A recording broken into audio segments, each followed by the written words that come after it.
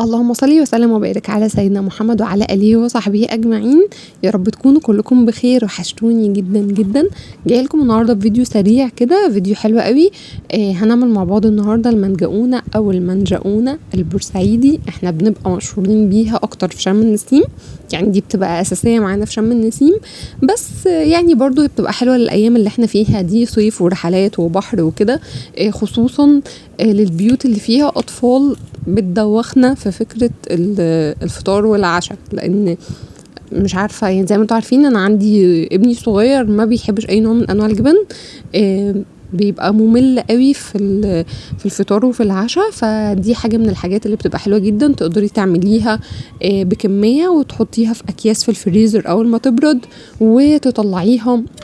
هتحطيها شوية على الرخامة في المطبخ لحد ما تفك مع نفسها، او تسخنيها في الميكرويف، هتبقى كأنك لسه خبزاها طازة.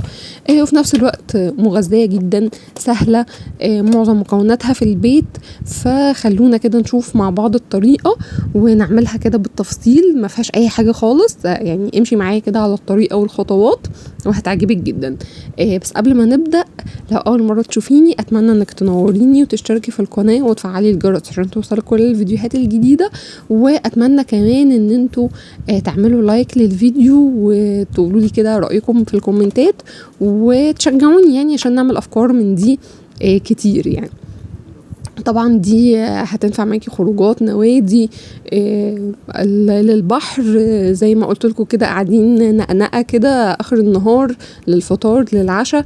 يعني هتنفع معاكي في استخدامات كتير، وباذن الله هعمل لكم فيديو عن الحاجات دي كتير الفترة اللي جاية. في نفس الوقت برضو تنفع معانا في الدراسة عادي جدا لللانش بوكس. خلونا نبدأ ونقول اول حاجة معايا كيلو من الدقيق. اهم حاجة ان الدقيق يبقى لجميع الاستخدامات، او مكتوب عليه استخراج 72%. ومعايا كمان كيس من البيكنج باودر، كيس من الفانيليا، كيس من الخميرة الفورية وانا بحب اشتغل بدريم. معايا كمان 3 حبات من البيض، كوباية من السكر، كوباية من اللبن الدافي، كوباية من السمنة على الزبدة. تقدري تحطي مادة دهنية انت عايزاها، سمنة بس، زبدة بس، او تخلطيهم مع الزيت. تمام. ومعايا كمان علبة زبادي، ودي اختياري، بس هي بتدي طراوة اكتر للعجين. لكن لو انت مش عندك عادي خالص، نقدر ان احنا نستغنى عنها. وهقولك دلوقتي احنا بسبب كوباية الزبادي دي هنعمل ايه واحنا بنعجن. جبت كده كوباية، نص كوباية من المية الدافية، وهبدأ احط عليها معلقتين كبار من السكر بره كوباية السكر اللي في المقدار. يعني احنا كمية السكر اللي مستعملينها كلها كوباية ومعلقتين. وهبدأ كمان اقلب فيها كيس الخميرة كويس قوي، واسيبهم على جنب علشان اختبر الخميرة. اول ما تبدأ تعمل فوم كده شبه الفوم بتاع الكابتشينو، نعرف ان الخميرة دي خلاص تمام شغالة. والخطوة دي بتبقى يعني هي مش خطوة اساسية بس للضمان. يعني طبعا احنا حاطين مكونات يعني مش قليلة، الخامات دلوقتي ما هيش رخيصة، فحرام ان احنا نخسر الحاجات دي كلها بسبب ان كيس الخميرة مش احسن حاجة. فهنختبر الخميرة كده على جنب، الكيس شغال تمام، مش شغال هنجيب غيره، احسن واضمن من ان احنا نخسر المكونات كلها. طيب كل حاجة انا شغالة بيها بدرجة حرارة الغرفة. اللبن دافي، باقي الحاجات يعني ما تطلعيش مثلا الزبدة والسمنة من التلاجة، ما تطلعيش البيض من التلاجة، لا. تمام. هنا بقى زي ما قلت لكم انا معايا كوبايه زبادي، ودي مش اساسيه، فانا مش هستعمل كوبايه اللبن كامله، هحط اللبن بالتدريج، لان طبعا احنا معانا البيض ده سوائل، حجم البيضه هيفرق معانا، السمنه سوائل، كل دي مواد سائله. والدقيق انواعه بتختلف في امتصاص السوائل، فخلينا في المضمون. حطيت تقريبا تلتين كوبايه اللبن، او حطي مثلا نص كوبايه اللبن، لان كمان ما تنسوش ان احنا مختبرين الخميره في ميه، دي برضو مواد سائله داخله للعجينه. فالمهم ان اللبن احنا هنستعمله بالتدريج. هبدا كده في بوله او في طبق، هبدا احط كل المواد السائله، هحط السكر واللبن والبيض والفانيليا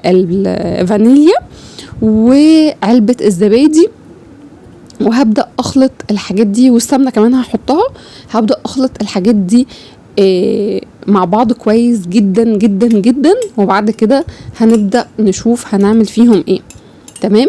زي ما قلت لكم تاني المقادير، انا لو هحط كوباية الزبادي مش هحط كوباية اللبن كاملة. تمام. انا معايا كوبايه لبن او نقول نص كوبايه لبن ممكن تزيد، تمام. ومعايا كوبايه من الزبادي، كوبايه سمنه. انا شغاله بزبده على زيت، هي الوصفة الأساسية بتبقى زبدة بس أنا في المعجنات بحب أحط زيت علشان يعني بتدي طراوة للعجينة، تمام. يعني الزبدة بتدي طعم حلو والزيت بيدي طراوة. الزبدة هتخلي العجينة غنية معايا طعمها حلو، طعمها فيه دسامة كده، لكن الطراوة والهشاشان ده بيبقى من الزيت. فعشان كده انا بحب اخلط الاتنين على بعض، تمام. حابة انتي تشتغلي بالزبدة بس، تمام. حابة تشتغلي بسمنة بس مش هتقول لأ. حابة تشتغلي بزيت، تمام، بس يبقى زيت نوع نضيف، تمام، لان عشان ما يعملش مثلا ريحه مش كويسه للعجينه. الزيت يا جماعه اللي هتحطوه في المعجنات والحلويات يبقى زيت نوع نضيف جدا، يعني ما تجيش تعملي بزيت مثلا تموين وتقولي ما ظبطش معايا، طبعا مش هيظبط معاكي. حطيت كمان، زودت الخميره اللي احنا اختبرناها، قلبتهم كويس جدا، وهبدا ازود كيس الدقيق. على فكره انا كمان حطيت في العجينه معلقه من الخل الابيض، معلقه واحده، مش هتاثر في الطعم خالص، بس ده بيبقى محسن خبز طبيعي. برضو بيفتح كده العجين معاكي وبيدي طراوه وبيدي هشاشان، يعني بيعمل، مش بيأثر في الطعم بس بيدي تأثير حلو في العجينه نفسها. كيس الدقيق هحط عليه ذرة او رشة من الملح، وهحط عليه كيس البيكنج باودر، وهبدأ ان انا اقلب العجين ده كويس قوي. طبعا يا جماعة المعجنات علشان تاخدي نتيجة حلوة هتعجيني مش اقل من 10 دقايق، ربع ساعة، تمام. انا هنا بوريكم ان انا مش هحط سوائل تاني. على فكره انا باقي كوبايه اللبن ما استخدمتهاش، وبرده ما حطيتش دقيق. طيب هنعرف العجينه منين؟ بصي، اول ما تلاقي الطبق او البوله اللي انت شغاله فيها نضفت، بدات او يعني تنضف معاكي، انت هتلاقي ايدك لسه بتلزق. طول ما العجينه محتاجه تتعجن ايدك لسه بتلزق، بس ده مش معناه ان هي محتاجه دقيق، لا. اول ما العجينه هتبدا تتلم معاكي من الطبق كله، ده معناه ان خلاص انتي مش محتاجة اي مكونات تاني. هتبدأي ان انتي تخدمي العجينة اكتر، تخدميها يعني تعجنيها اكتر، تهجنيها بقى في الطبق. يعني بصوا هنا اهو كده خلاص، انا العجينه ملزقه جدا لسه في ايدي، بس خلاص هي بدات تسيب الطبق وبدات تتلم كلها من الطبق. فده معناه ان خلاص انا كل مكوناتي تمام، مش محتاجه حاجه تانية. هبدا ان انا اعجنها كويس لحد ما تبقى ناعمه كلها مع بعض. وبعد كده طبعا سبتها تخمر، وبعد كده هبدا بشكلها وانا مغطيه الطبق نفسه علشان ما تنشفش وما تعملش قشره معايا. خلاص طبعا تقدري ان انتي تقطعيها كلها وبعد كده تبداي تشتغلي بيها كلها، بس انا بحس ان الموضوع ملوش لازمه، تمام. معايا هنا كده الصاج بتاع الفرن ده، انا دهنه بسيطه خالص من الزيت.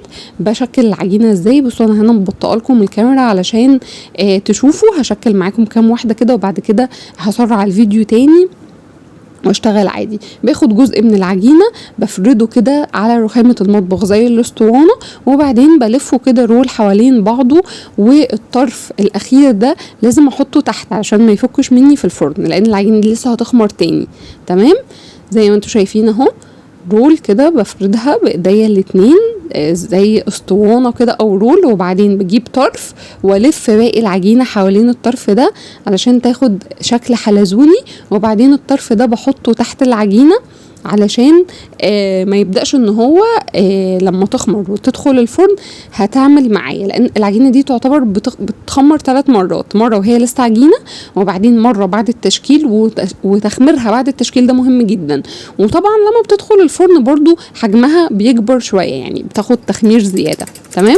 فتراعي برضو النقطة دي وانتي بتشكليها، تراعي حجمها، عايزة تشكليها صغير عايزة تشكليها كبير، طبعا ليكي مطلق الحرية، بس راعي ان هي لسه هتزيد مرتين، مرة وهي بتخمر تاني ومرة وهي في الفرن. طبعا زي ما احنا عارفين اكيد اي عجينة بنخمرها وهي متغطية علشان ما تنشفش معاكي من الجو. تمام.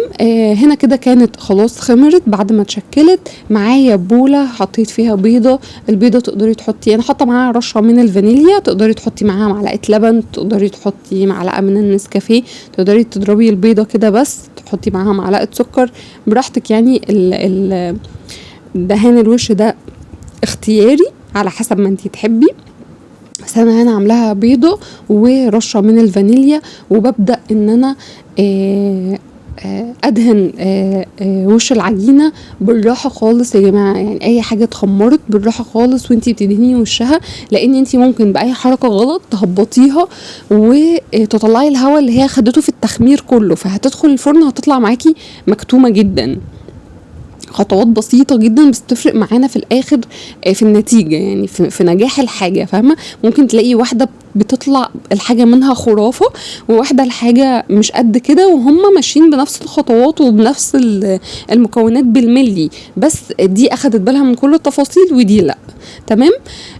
حطيت كده رشة من السكر فوق الوش. طبعا دي برضو اختياري، تقدري تحطي سكر، تقدري تحطي اللي هي الفواكه المجففة. هعملها معاكم مرة بالشوكولاتة او بالفواكه المجففة عشان اوريكم بتتحشي من جوه ازاي. وبعد كده دخلتهم على فرن سخن على درجة حرارة 220. ما بشغلش الشواية، هي بتاخد اللون مع نفسها، بتبقى هشة جدا جدا جدا، بيبقى طعمها حلو جدا. طبعا زيها زي اي معجنات، اول ما بتطلع من الفرن بغطيها شوية بفوطة نظيفة بحيث ان هي تفضل محتفظة بالطراوة بتاعتها. بصوا هنا انا بوريكم زي ما تكون طبقات كده مورقة وهشة بطريقة غير طبيعية. طعمها بيبقى حلو جدا، مغذية طبعا جدا، احسن من العك والحاجات اللي بيروحوا يجيبوها من السوبر ماركت اللي كلها مواد حافظة. لا دي احنا عارفين احنا عاملينها ازاي، فيها البيض وفيها اللبن، فيها مواد كلها طبيعيه. كفايه ان انتي عاملاها في البيت انتي وضامنه نظافتها انتي بايديكي. ما تنسوش زي ما قلت لكم اللايك، واستنوني في فيديوهات جديده.